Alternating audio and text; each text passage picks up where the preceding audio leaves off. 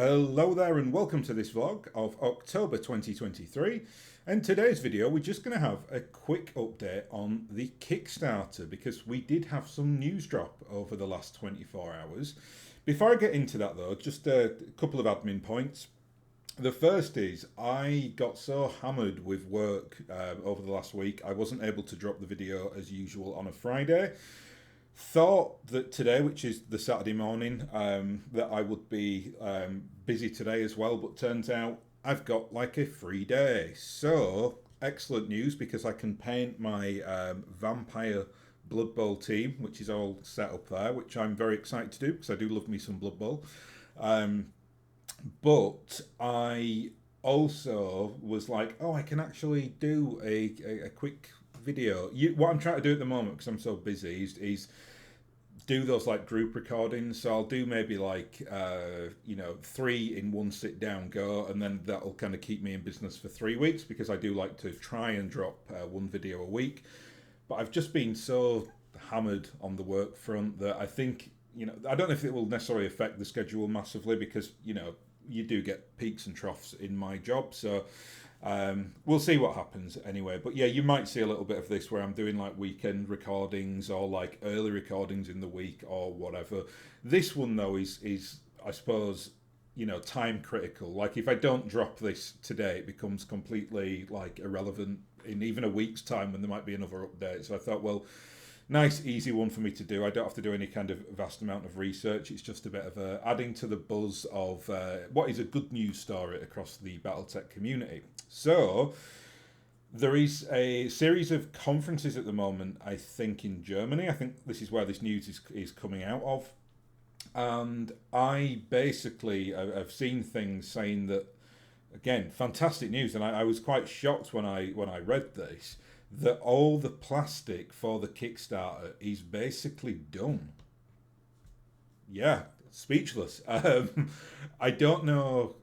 We knew that they'd been doing a lot of pre-prepping and a lot of pre-planning, but on this live stream or whatever it was, I presume it was like probably Randall or one of the guys at Catalyst Game Labs. I mean, they just presume. I didn't watch it. I never watched the live stream things. I just kind of get the news diluted afterwards because I just don't have time to commit to like 4 hour, news streams or whatever else the format is. So I don't know the exact kind of, terminologies used, but I do trust people that are reporting on this. So yeah, that is fantastic news. That gives me so much hope. I remember I did a video maybe like 2.5, 3 months ago. Actually, I was quite concerned because the Kickstarter looked to be like perpetually kept open. I was like, what's happening here? Have they got a problem in the back end? Have they got a problem with suppliers? Are they just trying to kind of keep things open so that they can amend it? And I was not, I wasn't stressing me out or anything, but I thought it's for them really. I really didn't want to see any like negativity being thrown at CGL, who've obviously done sterling work over the last few years. So yeah, when the Kickstarter closed though, which was now about 2 or 3 weeks ago, for them just to come out after that time period and say, well, yeah, all the plastic is done, that is absolutely incredible.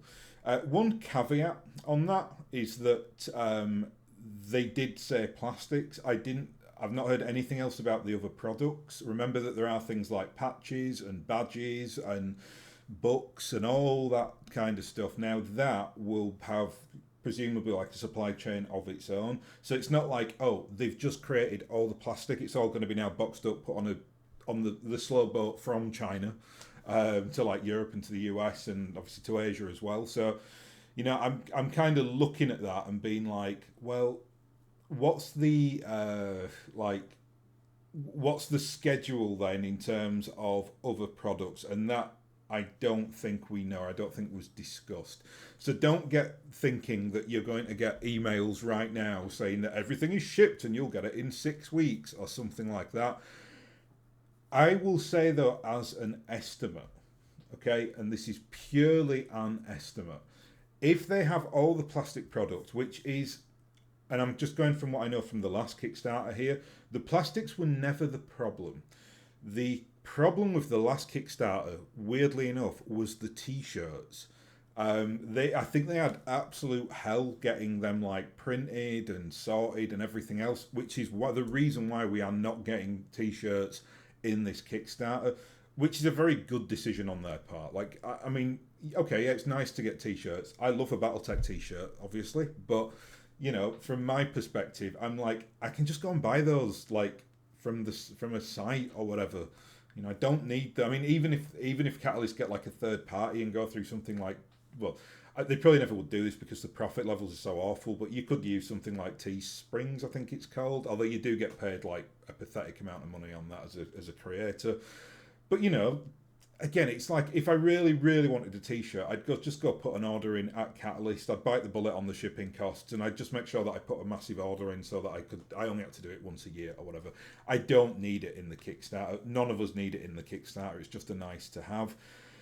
If though, you know, like the other little things that you get in there, like the books and the badges and stuff like that, that's all fine. I presume they didn't have anything like the drama on them like the t-shirts, because that's why they've included them again in the Kickstarter.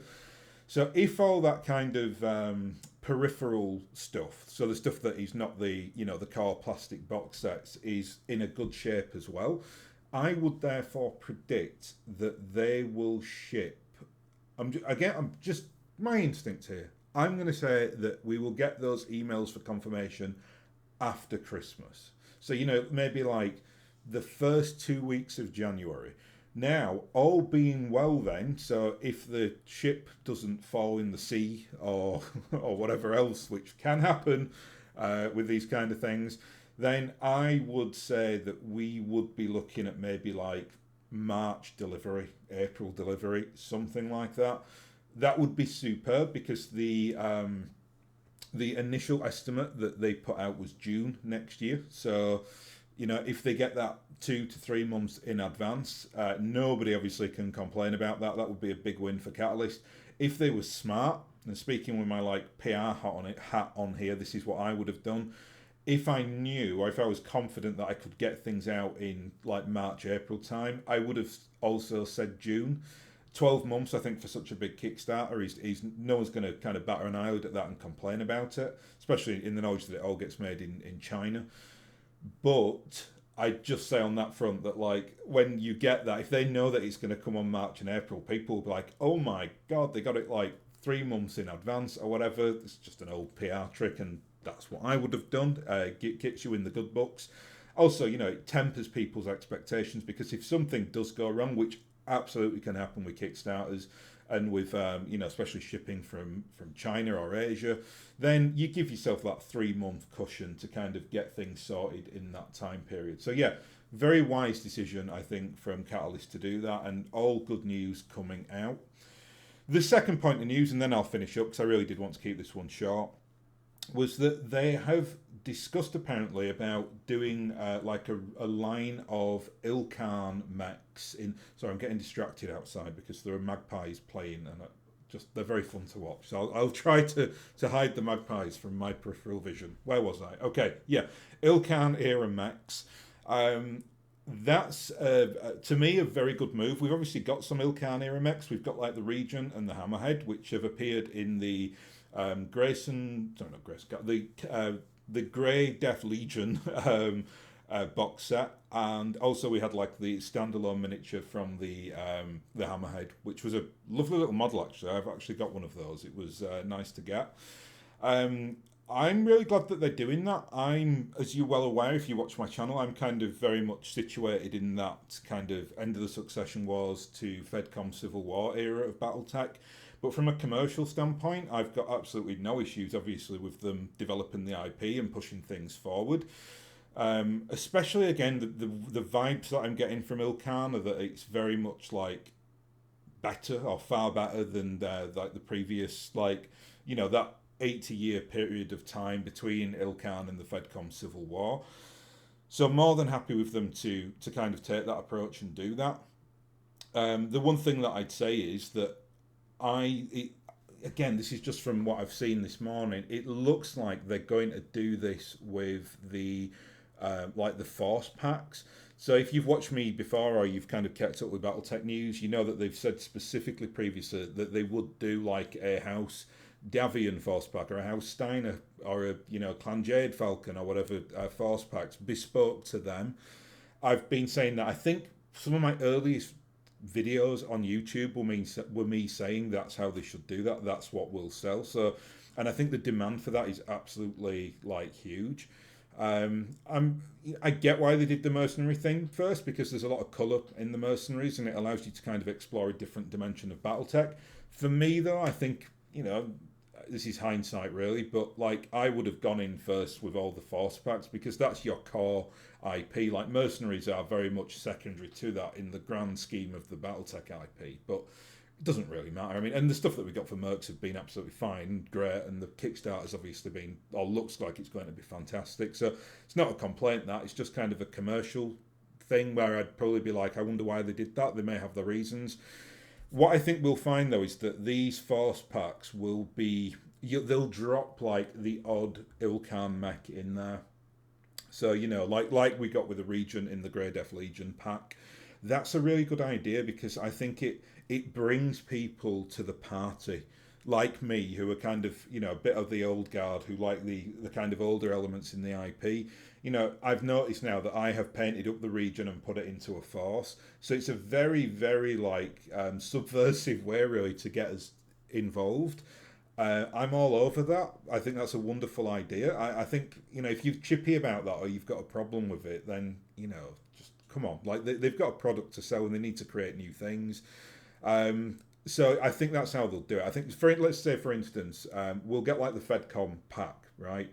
It might be like say 2 lances as opposed to like the standard 4. And in that, they might do like lots of weird and wonderful stuff. So they might put like something like an Innisphere Omni in there, which we are absolutely getting. So you might find the Templar makes an appearance in there. I don't know the IlClan well enough era to talk about mechs from that time point. Like I said, I do know the Regent, I do know the Hammerhead, but bespoke mechs for that, maybe there are like a latter age dark era mech that's quite popular, or a new IlClan era mech that you've got a new design for that you want to put in.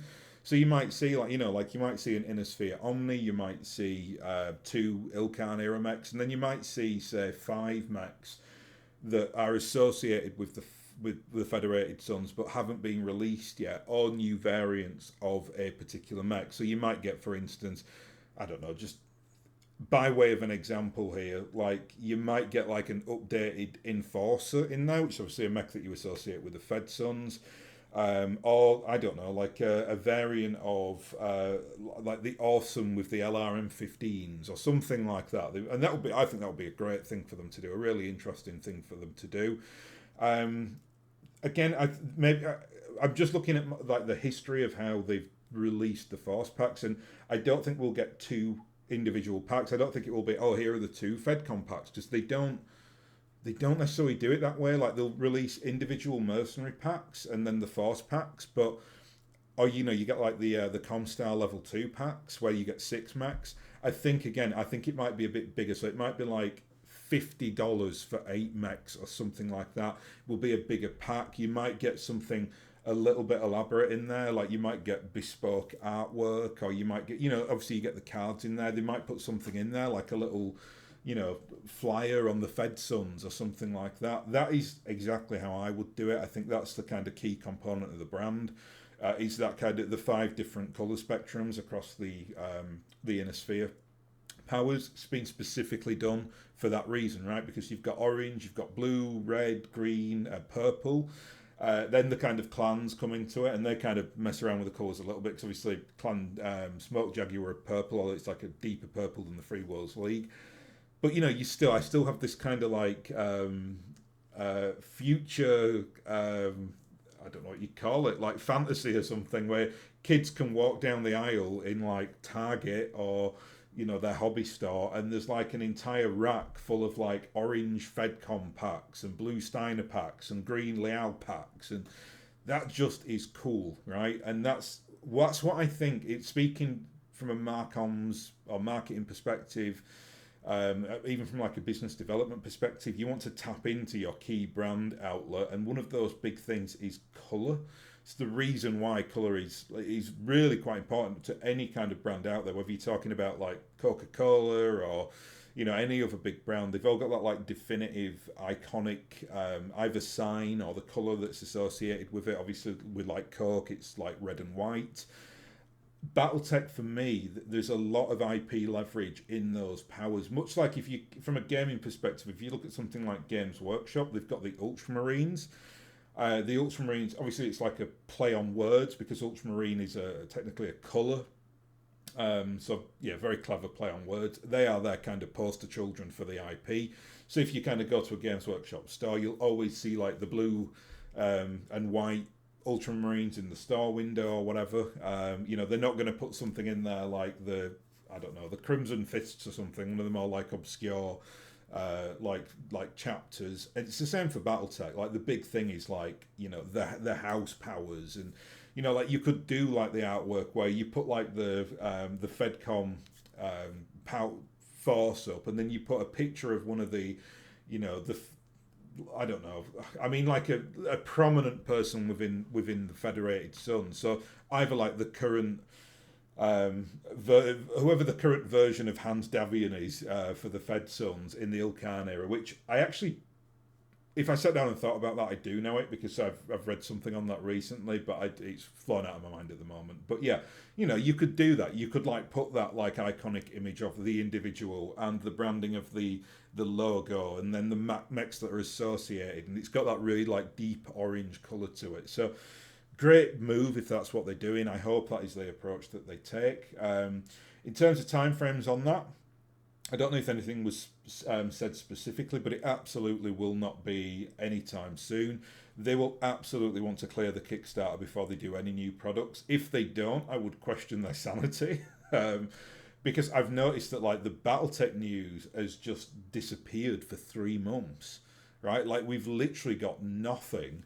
I think, yeah, the last time that anything dropped was like mid-July. That's to me a very good sign though, because, you know, first of all, the summer for organisations like that usually probably will be a little bit more like quiet. But well, say quiet. They won't say that because they'll have like the conference season and they're managing the Kickstarter. What I mean is like in terms of product. So, you know, like if they've put all their energy now into making sure that this Kickstarter is going to be a success, then next year I think we'll probably see a movement away from the Kickstarter model.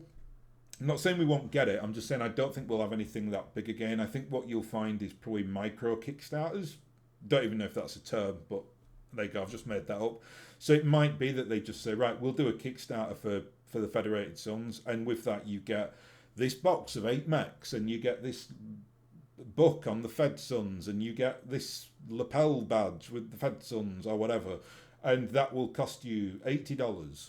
Or something like that. That's the direction I'd take with it. I think doing the mass Kickstarters is obviously wonderfully fun when you kind of being able to engage with it and get all the, you know, the kind of the mechs out of it and all the cool stuff that you get when it gets delivered. But I just think for them, for their state of mind and for the state of the IP, I think you can start doing something a little bit more sophisticated now.